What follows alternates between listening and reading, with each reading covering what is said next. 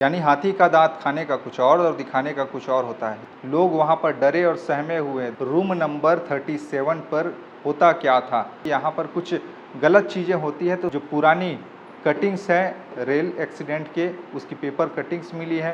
500 रुपये में कपल को अलॉट करता था। इंसान अपने शौक़ के लिए क्या कुछ नहीं करता, लेकिन कभी कभी उसका शौक़ उसके लिए भारी पड़ जाता है। लेकिन क्या पता जिस शौक़ को वो लोगों को बता रहा हो, उसके पीछे और कोई शौक़ हो। यानी हाथी का दाँत खाने का कुछ और दिखाने का कुछ और होता है। ये कहने का मेरा मतलब क्या है, मैं आज आपको बताता हूँ।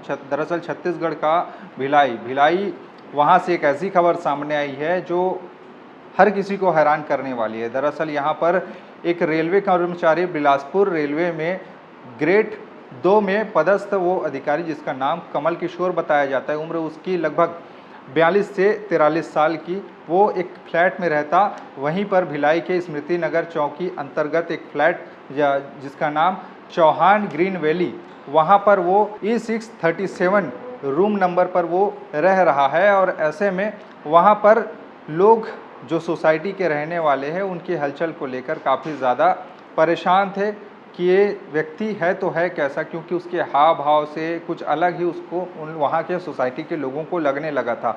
और चौहान ग्रीन वैली इन दिनों सुर्खियों के केंद्र में। 3 महीने पहले ही एक और खबर सामने आई थी, जहाँ पर एक गार्ड को नशे में धुत कार सवारों ने उड़ा दिया था। गेट से ही, गेट तोड़कर ही अंदर घुसा दी थी गाड़ी, जिसमें ये सोसाइटी फिर चर्चा के केंद्र में आई थी। और हाल ही में अभी जो घटना सामने आई है, उसमें काफ़ी ज़्यादा और चर्चा के केंद्र में है। और आसपास के लोग डरे हुए हैं। डरे हुए इसलिए क्योंकि उस रूम से कई आपत्तिजनक चीज़ें मिली है।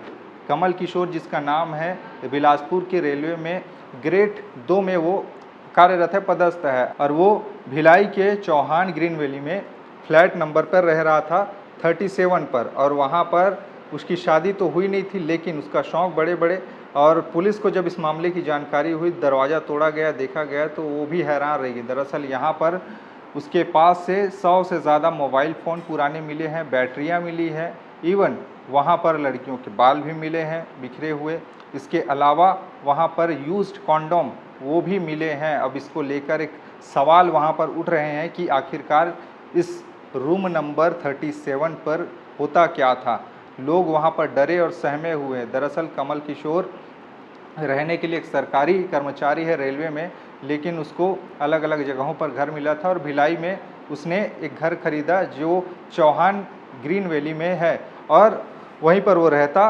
और लेकिन उसका घर एक जगह और दूसरे जगह, वहीं पर 1 किलोमीटर पर उसका एक घर है जहाँ पर वो रहा करता था। लेकिन जिस चौहान ग्रीन वैली में वो रह रहा था, उस घर को उसने 500 रुपये में कपल को अलॉट करता था। यानी कि एक रात के लिए, एक दिन के लिए 500 रुपये में वहाँ पर कपल आना जाना करते थे। यानी कि एक तरह से ये एक गिरोह चल रहा था उसके तरफ से। यानी कि वहाँ पर जिस्म फरोशी का धंधा वहाँ पर चल रहा था, ऐसा अंदेशा लगाया जा रहा है। क्योंकि जब लोगों को इस बात की भनक लगी कि यहाँ पर कुछ गलत चीज़ें होती हैं, तो सोसाइटी के लोगों ने इस मामले की जानकारी वहाँ पर सोसाइटी के जो अध्यक्ष हैं उनको दी। बाद में पुलिस तक मामले की जांच पहुँची। और जब सोसाइटी के 2 युवक और युवतियों ने OLX पर विज्ञापन देखा कि यहाँ पर रूम कपल्स के लिए दिया जाता है 500 रुपये में, तो उन्होंने उनसे संपर्क किया।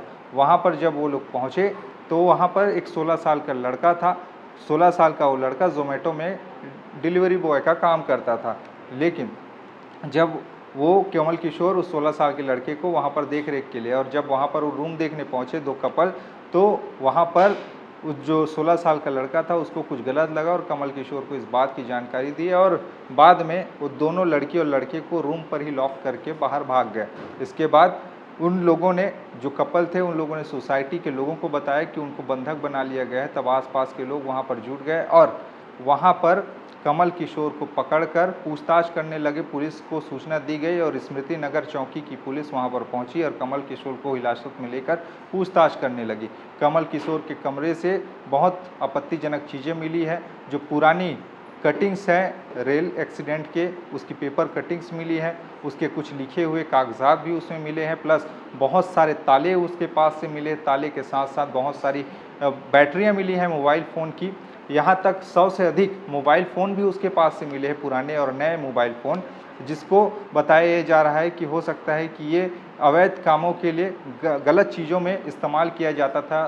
सिम कार्ड मिले हैं, लड़कियों के बाल बिखरे वहाँ पर मिले हैं, कुछ चीज़ें मिली है लड़कियों के बाल, इवन यहाँ पर कॉन्डम के पैकेट और यूज्ड कॉन्डम भी वहाँ पर मिले हैं, जो कहीं ना कहीं एक तरह से यहाँ पर गलत कार्य की ओर इशारा कर रहा है। यानी कि जैसा कि लोग कह रहे हैं कपल को अलॉट किया जाता तो यहाँ पर जिस्म फरोशी का धंधा भी होता रहा होगा, और इसी को लेकर वहाँ पर अब बवाल खड़ा हो गया है। लोगों का कहना है, आसपास के सोसाइटी के कमरे के लोगों का, कि ये अब पूरी तरीके से असुरक्षित हो गया है, यहाँ पर असामाजिक तत्वों का आना जाना लग रहा है, और ऐसे में उनकी सुरक्षा को लेकर काफ़ी ज़्यादा वो लोग चिंतित हैं, अपनी सुरक्षा को लेकर।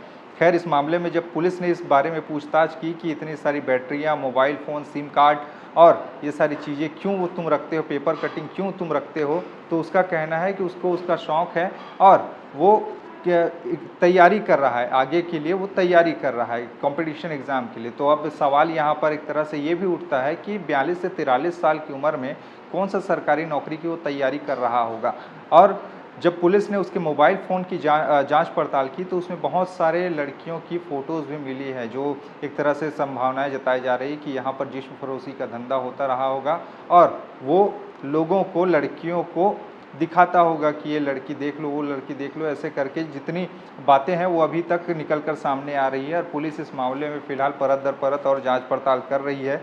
अब आगे खुलासा होगा कि आखिरकार क्या इसमें निकल के आता है, क्या जो बोल रहा है कमल किशोर वो सही बात बोल रहा है, या फिर इसके पीछे का वजह कोई और है, जैसा कि अंदेशा लोग लगा रहे हैं कि यहाँ पर गलत काम होते थे, गलत कृत्य होते थे, ऐसा कोई है, ये बाद में पता चलेगा जांच के बाद। लेकिन सवाल यहाँ पर चौहान ग्रीन वैली जो सोसाइटी है वहाँ पर यही है, सुरक्षा को लेकर, क्योंकि बीते 24 जनवरी को यहाँ पर कुछ लड़कों ने नशे में धुत होकर कार दौड़ाई थी और गेट को तोड़ते हुए एक जो वहाँ पर सिक्योरिटी गार्ड है उसको उड़ा दिया था, और जो जीवन और मौत से अस्पताल में जूझ रहा था। यानी यहाँ पर जो काम है वो कुछ संदिग्ध लग रहे हैं, और यहाँ पर असामाजिक तत्वों का बोलबाला है, और यहाँ पर कुछ कार्रवाई किया जाना चाहिए, ऐसे करके जो रहवासी है वहाँ की उनकी मांग है। अब इस मामले में आगे क्या जांच पड़ताल में पता चलता है ये भी हम आपको बताएंगे। लेकिन आपको क्या लगता है इस मामले में, नीचे अपनी राय कमेंट में बताइएगा। खबरें बाकी और भी है, जिसके लिए बने रहिए। ठीक है, छत्तीसगढ़ के साथ में। नमस्कार।